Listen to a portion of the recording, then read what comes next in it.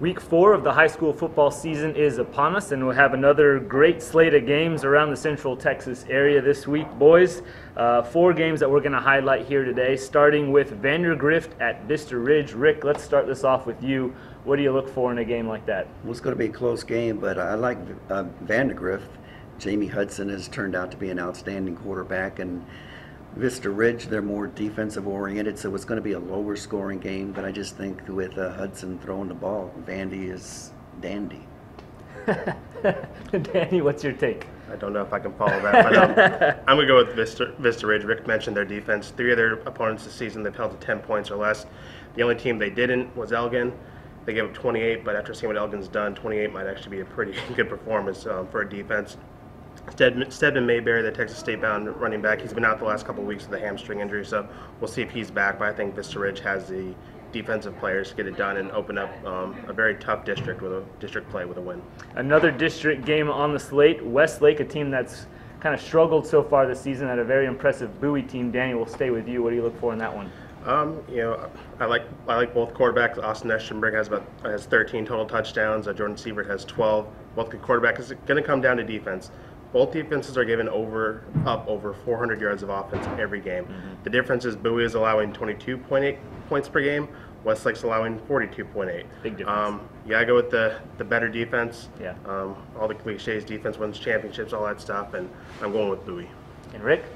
I'm going with Bowie too, but you got to also remember Westlake's probably played just a little bit tougher competition. Mm-hmm. Cole Myers, 98 yards last week. I just think he'll be the difference this week. Bowie in a close one. All right, now the next game, we got Georgetown at Maynard. Georgetown coming off that really tough loss at home against Elgin last week. Rick, let's stay with you. Do you see Georgetown bouncing back, or do you like Maynard in that one? I like Maynard. I like their quarterback, Denzel Feaster. Fantastic quarterback last year at Del Valley. He's the real deal. Maynard and Elgin, I think, are going to fight it out for the district championship. Georgetown, I think they were exposed a little bit on the offensive end. I think they finally missed all those great offensive players that they had last year. See a close game, Maynard on top. Danny, what you got?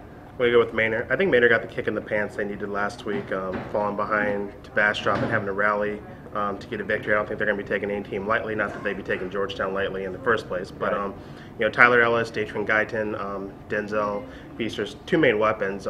Tyler has caught a touchdown in each one of their games, and Datrin, it seems like every time he catches the ball, he scores. Tyron Owens, their running back, sat out last week, had a knee injury that he sustained in the Leander game a couple weeks ago. So if he's healthy, that's a loaded offense, and I say a few too many weapons for Georgetown to handle. Okay. And our last game on the slate of games is the only non-district game on our list. That's Liberty Hill at Wimberley. Danny, who do you like in this one?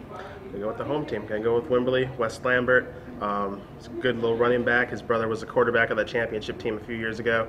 Wimberley's coming off a loss, and I just don't see Coach Warren letting the Texans lose 2 games in a row. Rick?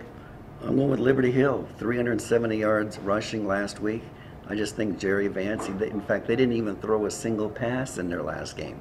Jerry Vance has got these guys running. I'm going to Liberty Hill.